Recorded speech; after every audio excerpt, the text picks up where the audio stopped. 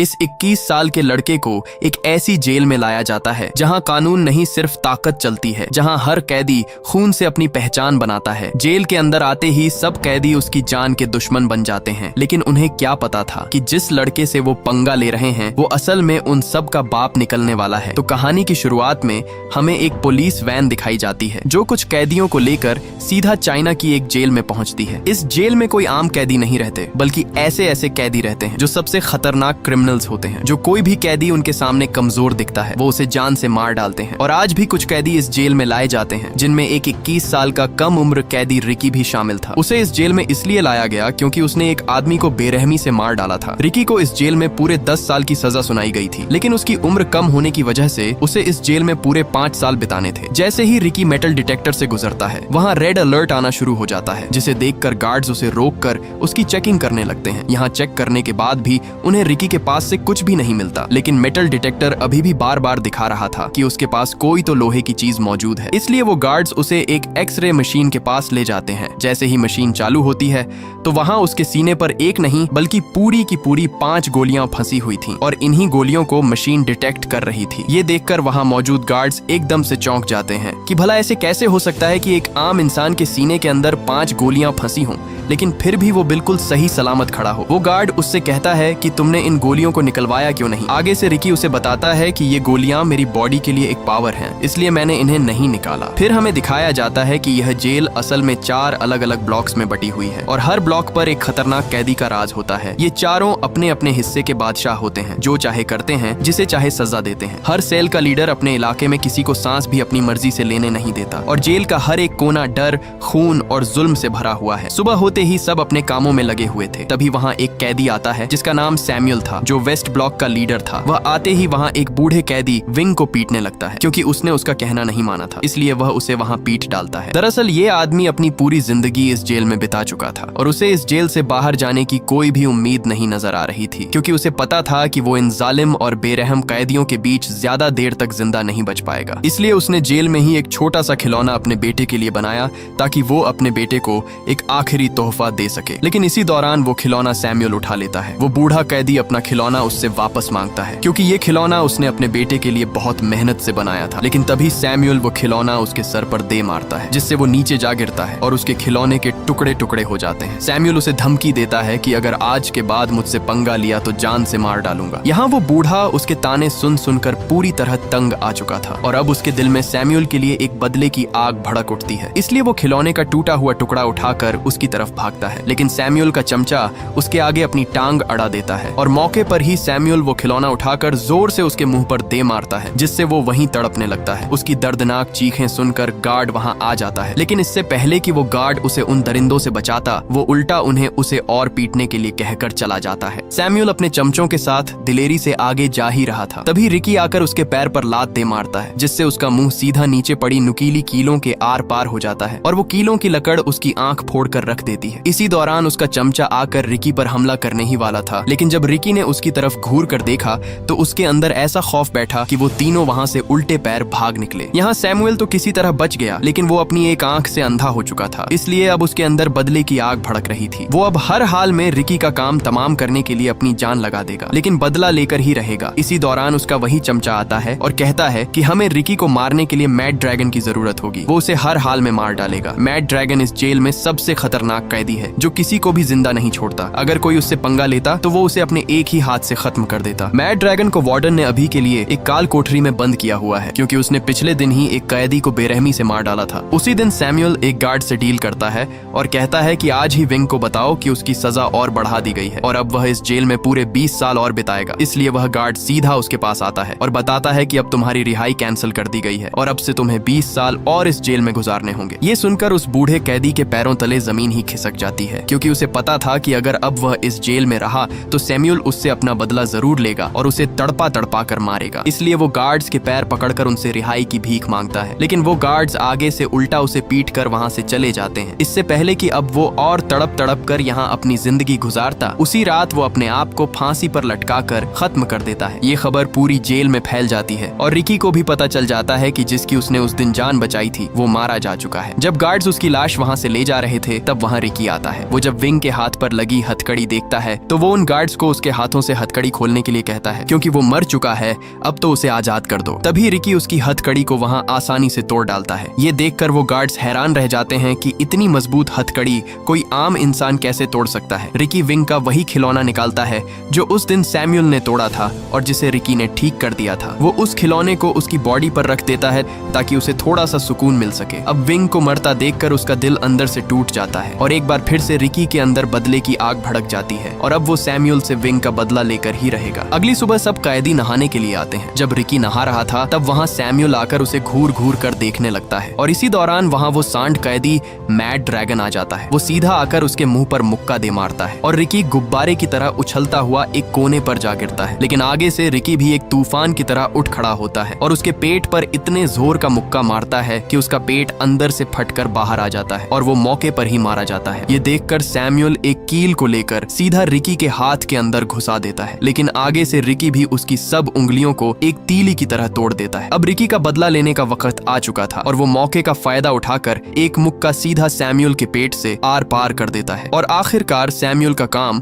वहीं पर तमाम हो जाता है। सामने खड़े कैदी ये सब देखकर अपने होश ही खो बैठते हैं। इसी दौरान गार्ड आकर उसे वहां से पकड़ कर ले जाते हैं। तभी वहां एक कैदी नरूमी जो नॉर्थ ब्लॉक का लीडर था वो उसके पास आता है। आया तो वो रिकी के अंदर अपना डर बैठाने के लिए था, लेकिन जब उसने रिकी के हाथों मैड ड्रैगन को मरते देखा तब वो उसे चूहे की तरह अपना दोस्त बनने के लिए कहता है। लेकिन रिकी उसे कुछ भी कहे बिना वहां से चला जाता है। उसे सीधे एक ऐसे सेल में बंद कर दिया जाता है जहां सबसे खतरनाक कैदियों को रखा जाता था। जैसे पहले मैड ड्रैगन था, इसलिए अब उसे भी यहाँ इस सेल में छोड़ दिया गया। लेकिन तभी उसके सीने के अंदर दर्द शुरू हो जाता है और इसी के साथ हमें फ्लैशबैक का सीन दिखाया जाता है जब वह एक स्टूडेंट था और उसके माँ बाप पहले ही इस दुनिया से जा बसे थे। वह अपनी माँ बाप की कब्र पर आता है तो वहाँ उसके सामने उसका मास्टर जैंग खड़ा हुआ था जो बचपन में उसे मार्शल आर्ट की ट्रेनिंग देता था। मास्टर उसे उसकी ताकत दिखाने के लिए कहता है, लेकिन जैसे ही वह मास्टर पर हमला करता है मास्टर उसे एक ही झटके में नीचे गिरा देता है। इसलिए यहाँ मास्टर उसे बताता है कि तुम अभी पूरी तरह मास्टर नहीं बने हो, तुम्हारे अंदर अभी भी कमजोरी है जिसे तुम्हें पूरा करना होगा और उसे पूरा करने के लिए अभी काफी समय लगेगा, तब जाकर तुम एक मजबूत फाइटर बन पाओगे। इसीलिए यह सुनकर रिकी मास्टर के कदमों में जा गिरता है और गिड़गिड़ाकर कहता है कि मुझे हर हाल में मास्टर बनना है, मैं अपनी कमजोरी को दूर करूंगा चाहे कितना भी समय लगे। इसीलिए उसी दिन मास्टर उसे ट्रेनिंग देना शुरू कर देता है और यहाँ मास्टर रिकी से कहता है कि सबसे पहले तुम्हें अपने दिमाग पर कंट्रोल करना होगा, फिर तुम्हें अपने दिमाग से सारा गुस्सा और नफरत बाहर निकालनी होगी। मास्टर उसके सामने एक पत्थर रखकर कहता है कि अपने पूरे दिमाग को कंट्रोल करके इसे तोड़ कर दिखाओ। इसलिए रिकी खुद को काबू करके वहाँ रखे पत्थर को एक कागज की तरह चीर डालता है। ये देखकर मास्टर वहाँ उस पर पत्थरों की बारिश कर देता है। आगे से रिकी भी उन्हें ऐसे चीरता डालता जैसे कोई तूफान हो। आखिर में मास्टर सबसे बड़ा पत्थर उठाकर सीधे उसके सीने पर दे मारता है, लेकिन रिकी उसे भी आसानी से तोड़ देता है। अब यहाँ मास्टर को समझ आ जाती है कि रिकी अपने आप पर पूरी तरह कंट्रोल करना सीख गया है और अब उसे और ट्रेनिंग की जरूरत नहीं है। इसके बाद सीन शिफ्ट होता है और हमें रिकी दिखाया जाता है जो अपने सेल में बैठा था। इसी दौरान वहाँ एक गार्ड आकर उसे कहता है कि तुम्हें असिस्टेंट वार्डन ने बुलाया है, इसलिए उसे सीधे असिस्टेंट वार्डन के पास लाया जाता है जिसका टेबल खाने से भरा पड़ा था। उसका एक हाथ नहीं था, इसलिए उसने अपने हाथ की जगह पर 2 कुंडों वाली हुक लगा रखी थी और खाना भी वह उसी हुक से खा रहा था। वार्डन गार्ड को रिकी की रिपोर्ट पढ़ने को कहता है। गार्ड उसकी रिपोर्ट पढ़कर बताता है कि रिकी एक यतीम था, उसके माँ बाप नहीं थे और वह बचपन से ही अनाथ आश्रम में ही रह रहा था। उसे स्कूल से भी इसलिए निकाल दिया गया था क्योंकि वहाँ भी वह किसी को भी पकड़कर पीटना शुरू कर देता था। इसलिए उसने म्यूजिक कॉलेज में दाखिला लिया जहाँ उसने बांसुरी बजाना सीखा, यहाँ तक कि वह अपनी कम उम्र में ही एक गैंग के साथ मिलकर उसने एक आदमी की जान ले ली। इसलिए उसे यहाँ इस जेल में लाया गया। यह सुनकर वार्डन उसके पास आकर पूछताछ करता है कि तुम्हारे सीने में 5 गोलियां आई कैसे, लेकिन रिकी मुस्कुराते हुए कोई भी जवाब नहीं देता। इसलिए वार्डन उसे एक तस्वीर दिखाता है जो रिकी की दोस्त की थी। रिकी जब उसे लेने के लिए अपना हाथ आगे बढ़ाता है तभी वार्डन उसके हाथ पर वो कुंडों वाली हुक घोंप देता है और लगातार उस पर मुक्कों की बारिश कर देता है। वार्डन उसका मुंह खुलवाने की बहुत कोशिश करता है, लेकिन आगे से रिकी उसके मुंह पर थूक देता है। इसलिए गुस्से में आकर वार्डन उस तस्वीर को कुचल डालता है, जिसे देखकर रिकी का खून खौल उठता है और उसने वहीं पर टेबल के 2 टुकड़े कर दिए। ये देखकर वार्डन बिल्ली की तरह एक कोने में जा छुपा। रिकी उसका मुंह तोड़ने ही वाला था, लेकिन उसने अपने गुस्से को काबू किया और वहां से चला गया। रात रिकी अपने सेल में बैठा उसी तस्वीर को देखकर बहुत दुखी था, क्योंकि ये तस्वीर उसकी दोस्त केको की थी, जो पहले दोनों हर दिन अपनी जिंदगी हंसी खुशी गुजारते थे। लेकिन जेल आते ही उसकी जिंदगी एक कुत्ते की तरह होती जा रही है। वो अपने आप को शांत करने के लिए वही बांसुरी बजाता है जो वो अपनी दोस्त के साथ बैठकर बजाता था। लेकिन तभी एक गार्ड आकर उसे बांसुरी बजाने से मना करता है और कहता है कि अगर दोबारा बांसुरी बजाई तो बांसुरी के टुकड़े टुकड़े कर दूंगा। अगले दिन जब सैमुअल का चमचा अपने सेल से बाहर आया तब उसके पीछे कुछ कैदी पड़ जाते हैं, क्योंकि उसी की वजह से विंग अपनी जान से हाथ धो बैठा। अब ये सब उससे विंग का बदला लेना चाहते थे। वो उसे एक नुकीली तलवार से काटने ही वाले थे, लेकिन तभी वहाँ वही कैदी नरूमी आता है। वो उन्हें उसे मारने से मना करता है, क्योंकि अगर उसे मार दिया गया तो तुम सबकी सजा और बढ़ा दी जाएगी, यहाँ तक कि उन्हें सजाए मौत भी हो सकती है। लेकिन वहाँ वोंग नाम का कैदी उस पर गुस्सा होता है और कहता है कि जब हम पर जुल्म होता था तब तुम कहाँ थे? उस वक्त तुमने हमारी मदद क्यों नहीं की? और अब जब हमारी बारी आई तो तुमने इसे जिंदा रहने के लिए क्यों छोड़ दिया? वो उससे कहता है कि हमें इसे जिंदा नहीं छोड़ना चाहिए, हमें इसे मारना ही होगा। ये सुनकर नारुमी गुस्से में आ जाता है और वही नुकीली तलवार लेकर उसका मुंह बीच से काट देता है, जिससे वो वहीं तड़पने लगता है। इधर ऊपर खड़ा वार्डन उसे देखकर बहुत खुश होता है और कहता है कि तुमसे ये उम्मीद नहीं थी, लेकिन अब तुमने मेरा दिल खुश कर दिया है। वार्डन उसके मुंह में नुकीला हुक फंसाकर उसकी जिंदा लाश घसीटता हुआ वहां से ले जाता है। उसी दिन वार्डन नारुमी को अपने पास बुलाता है और एक हथियार देकर कहता है कि जिस तरह तुमने वोंग को मारा है उसी तरह अब तुम्हें रिकी को भी जान से मारना होगा। यह सुन नारुमी सोच में पड़ जाता है, क्योंकि वोंग तो एक आम कैदी था, इसलिए उसने आसानी से मार दिया। लेकिन रिकी कोई आम सा कैदी नहीं है। अगर उसने रिकी से पंगा लिया तो वो उसे मैड ड्रैगन की तरह फाड़ कर रख देगा। लेकिन वार्डन का हुक्म था, इसीलिए वो ये करने के लिए मान जाता है। इसके बाद नारुमी जेल के ग्राउंड में आता है। वहाँ उसने वोंग को जंजीरों से बांधकर एक ढांचे पर लटका रखा था, ताकि उसको तड़पता हुआ देखकर बाकी कैदियों के दिलों में उसका खौफ बढ़ जाए और कोई भी दोबारा उसके खिलाफ खड़े होने की हिम्मत न करे। वहाँ उसकी बॉडी को देखकर रिकी को बहुत बुरा लगता है। इसी दौरान नारुमी उस पर हमला कर देता है और दोनों के बीच तगड़ी हाथापाई शुरू हो जाती है। यहाँ मौके पर नारुमी उसे लात दे मारता है, लेकिन तभी नारुमी उसकी आंखों में पिसे हुए कांच फेंक देता है, जिससे रिकी वहाँ पूरी तरह अंधा हो जाता है। उसे वहाँ कुछ भी दिखाई नहीं दे रहा था। इसी का फायदा उठाकर नारुमी ने उसके एक बाजू पर छुरा दे मारा, जिससे रिकी नीचे जा गिरता है। लेकिन मौके पर ही रिकी को वहाँ पानी की पाइपलाइन मिल जाती है। उसने जल्दी से वो पाइपलाइन तोड़ दी, जिससे तेज पानी निकलना शुरू हो जाता है और मौके पर उसने अपनी आंखें धो डाली और एक बार फिर से वो खौफनाक तूफान बन जाता है और नारुमी पर कुत्ते की तरह टूट पड़ता है। और तभी वो उसके सर पर ऐसा चमाट दे मारता है कि उसकी आंख कंचे की तरह निकलकर नीचे जा गिरती है। इसी दौरान वार्डन भी वहाँ पहुंच जाता है और नारुमी को ढेर होता देखकर उसका मुंह खुला का खुला ही रह जाता है। रिकी जल्दी से अपनी नसों को खींचकर एक दूसरी से बांध देता है और एक बार फिर हमले के लिए तैयार हो जाता है। लेकिन इसी दौरान नारुमी हार मान जाता है और एक चाकू सीधा अपने पेट में घोंप देता है। लेकिन ये उसकी एक चाल थी। रिकी जैसे ही उसके पास आता है, वहाँ वो अपनी आंतों को बाहर निकालकर रिकी के गले में लपेट देता है। लेकिन रिकी ने मौके पर ही उसे ऊपर उठाकर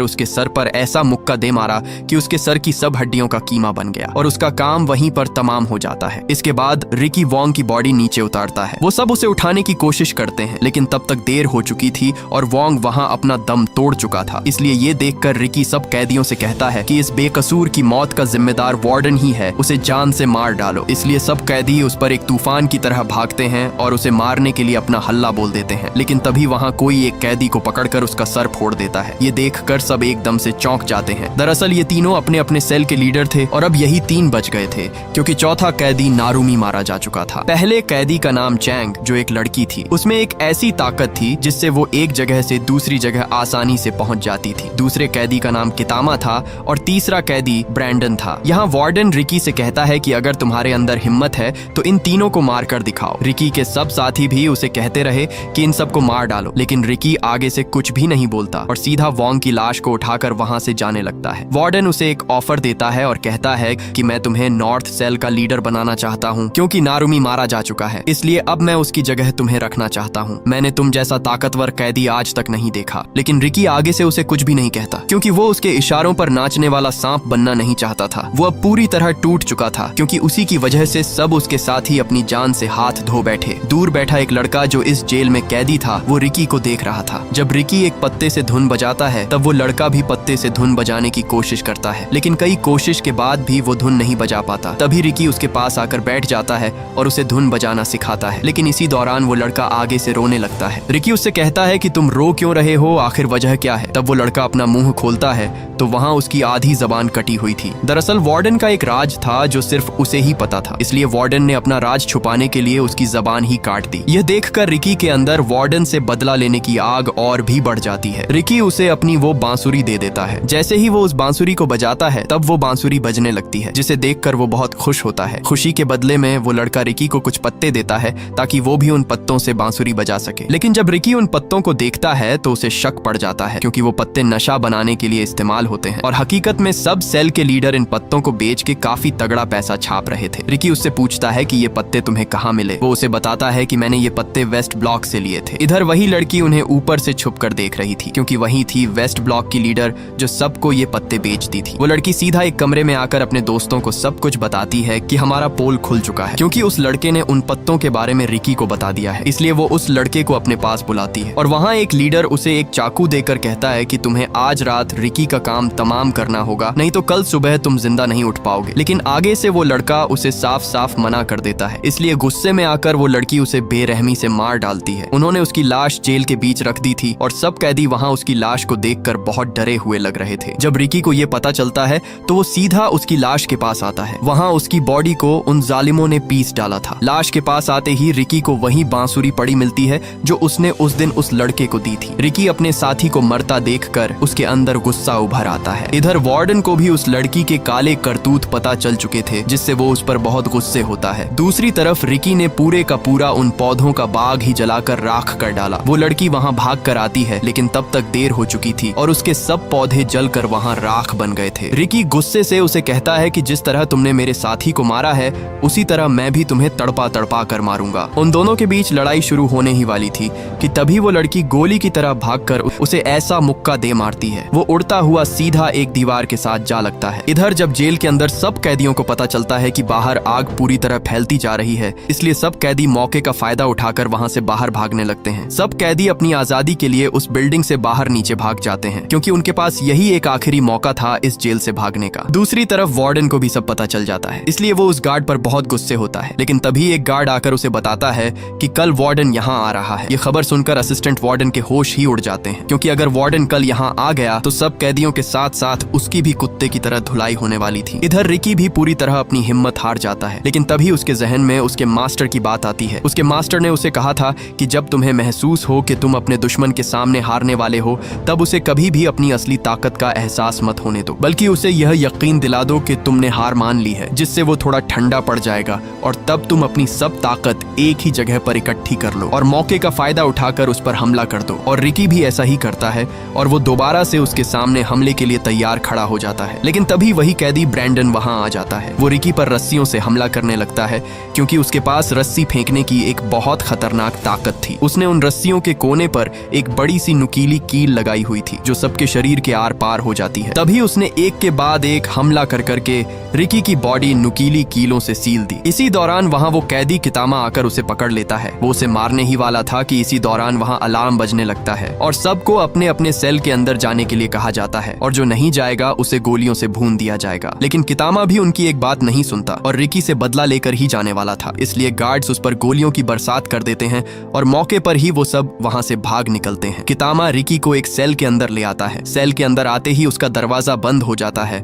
और दोनों तरफ से सीमेंट सेल के अंदर भरने लगता है, जिससे वो दोनों सीमेंट के अंदर पत्थर बनकर मरने वाले थे क्योंकि ये चाल वार्डन की ही थी। वार्डन किसी भी हाल में रिकी का काम तमाम करना चाहता था, लेकिन रिकी मौके पर ही उसका दरवाजा तोड़कर भाग निकलता है और कितामा को भी बाहर ले आता है। ये देखकर वार्डन हैरान हो जाता है क्योंकि उसे रिकी से ये उम्मीद नहीं थी कि वो कितामा की मदद करके उसे बाहर निकाल कर ले आया। रिकी वहाँ खड़ा ही था लेकिन उस पर कितामा और सीमेंट का दबाव होने की वजह से वो दोनों नीचे जा गिरते हैं। उसने अपने गार्ड से कहा कि कल वार्डन आने वाला है और जेल में जो कुछ हुआ उसके सब सबूत मिटा दो। मैं वार्डन के जाने के बाद रिकी को सबक सिखाऊंगा। अगले दिन सब वार्डन के आने के इंतजार में खड़े थे। कई घंटों के इंतजार के बाद भी उन्हें वार्डन का नामो निशान तक नहीं दिखा, इसलिए सब थक हार कर वहीं पर लेट जाते हैं। लेकिन तभी दूर उन्हें वार्डन की गाड़ी आती हुई दिखाई देती है, जिसे देखकर सब वहां अलर्ट हो जाते हैं। वार्डन के साथ उसका बेटा भी था। आते ही वार्डन शेंग उसे बताता है कि कल नशीले पत्तों का पूरा बाग रिकी नाम के एक कैदी ने जला डाला। ये सुनकर वार्डन उस पर बहुत गुस्से होता है। इसके बाद